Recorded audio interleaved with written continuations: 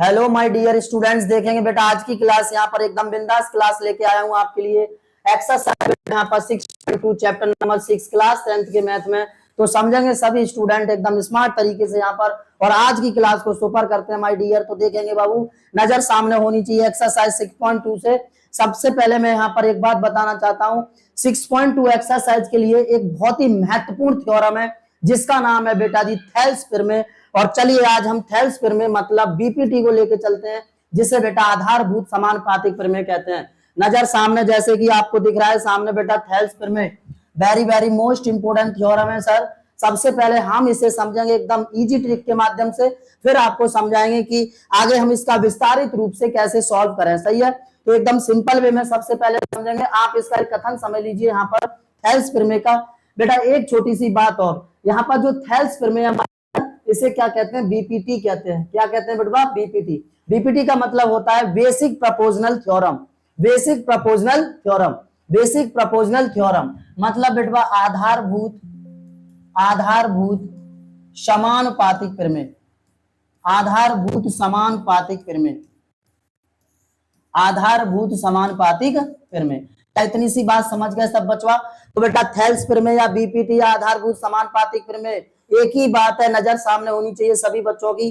तो इसका कथन क्या कहता है माय डियर, कथन कहता है यदि किसी त्रिभुज की एक भुजा के समांतर रेखा अन्य दो भुजाओं को अलग अलग बिंदुओं पर काटती है तो वह उन भुजाओं को समान अनुपात में विभाजित कर देती है। जैसे मैं यहाँ पर एक छोटा सा पॉइंट आपको बता दूं, मैं कहूं बेटा यहाँ पर मेरे पास एक ट्रिंगल है, ये कुछ ट्रिंगल है, यहाँ नजर होनी चाहिए, ट्रिंगल है बेटा। इसकी ये जो भुजा देख रही है 1 2 3, ये जो एक भुजा है यहाँ पर, इसके समानांतर इस भुजा को हम एक लेके आए, जहां पर बिंदु हमने कुछ भी बिंदु मान लिया XYZ।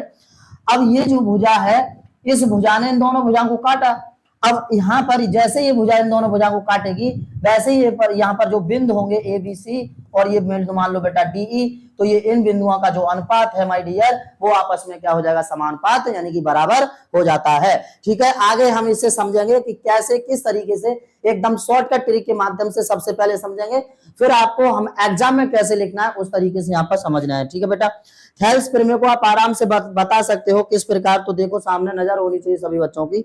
चलिए जैसे मैंने अभी अभी बताया था यहाँ पर बेटा क्या, एक ट्रिंगल देखिए, सपोज ये त्रिभुज है। अब हम यहाँ पर क्या किए, इस एक भुजा के समांतर कोई दूसरी भुजा लेके आए और इसके समांतर ये हमने भुजा खींच दी, जहां पर हमने बिंदु मान लिया बेटा एक D और यहाँ पर E, और ये बिंदुओं का नाम दे दिया बेटा A और यहाँ पर नाम दे दिया माय डियर BC। यानी कि त्रिभुज ABC है एक, और यहाँ पर BC एक रेखा है, इसके समानांतर हमने DE एक रेखा खींची, जहां BC समानांतर क्या हो गया, DE हो गया।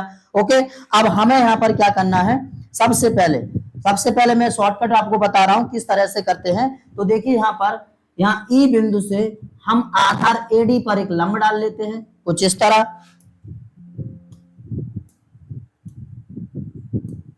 थोड़ा चेंज कर लेते हैं कुछ इस तरह। देखो बेटा, ये हमने एक लंब डाल लिया, और यही लंब क्या है यहाँ पर ऊंचाई का काम करेगा, जिससे बेटा हमने मान लिया n। इसी प्रकार बेटा D से एक लंब डाल लिया, जिससे मान लिया बेटा m। मतलब यहाँ पर आधार AD की ऊंचाई EN, आधार DB या BD की भी ऊंचाई EN, और आधार AE की ऊंचाई हो गई बेटा यहाँ पर DM, और आधार यहाँ पर EC की ऊंचाई भी हो गई बेटा यहाँ पर DM। तो कुछ इस तरह से ऊंचाइयों को आप अच्छे से कंसीडर कर लेंगे, और बिंदु B को बिंदु E से मिला देंगे, और बिंदु D को बिंदु C से मिला देंगे। क्या इतनी सी बात समझ गए सब बच्चे? जब इतनी सी बात समझ गए तो यहाँ पर देखिए बेटा ये लंब है, मतलब सर 90 डिग्री का कोण बनाएंगे, और यहाँ पर भी 90 डिग्री का कोण बन रहा है। ये इसकी ऊंचाई हो गई और ये इसकी ऊंचाई हो गई। अब आपको शॉर्टकट माध्यम से कैसे निकालना है, तो देखेंगे बेटा, सबसे पहले यहाँ पर एरिया ऑफ ट्रायंगल ADE निकाल लेंगे। एरिया ऑफ ट्रायंगल ADE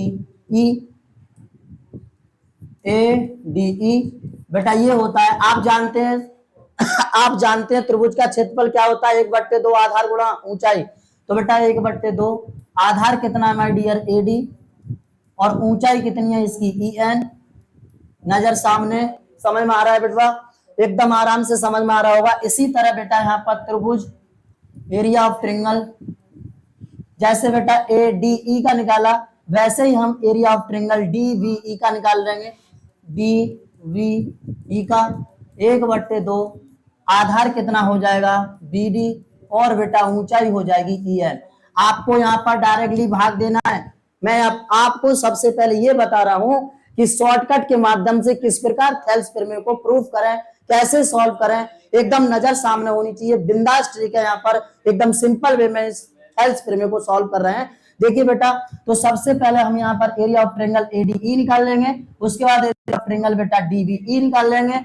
1/2 आधार गुणा ऊंचाई के माध्यम से, आप जानते हैं किसी भी समकोण त्रिभुज का क्षेत्रफल 1/2 आधार गुणा ऊंचाई होता है।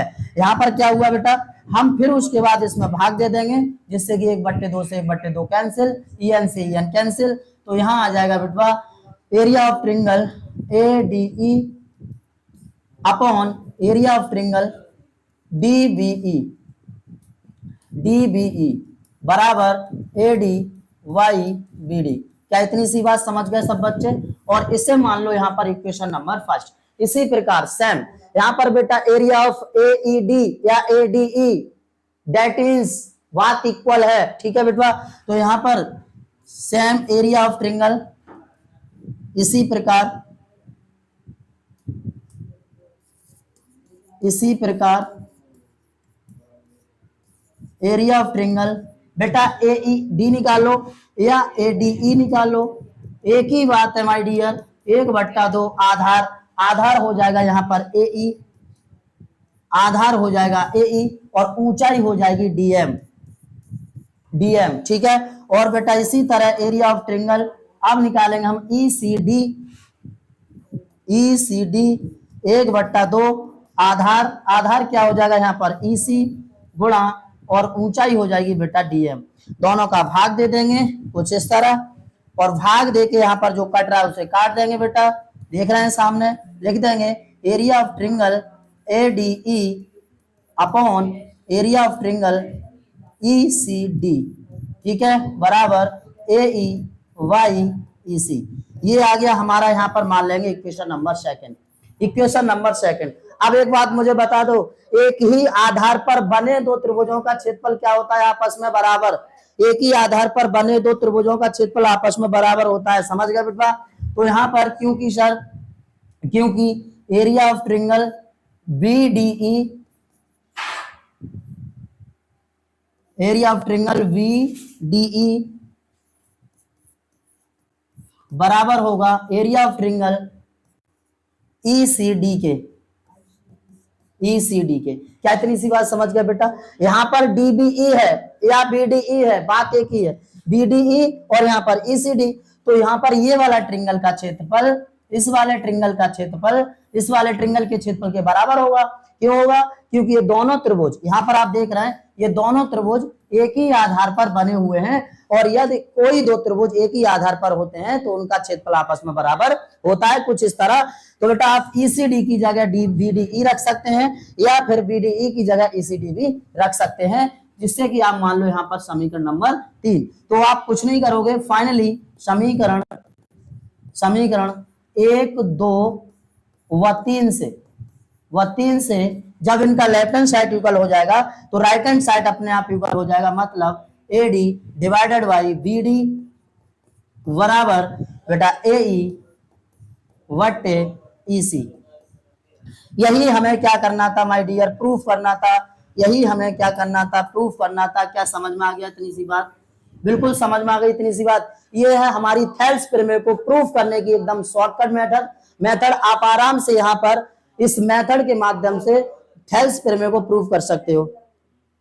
भाई यार इतना आवाज आती है, माइक में आवाज आ जाती है।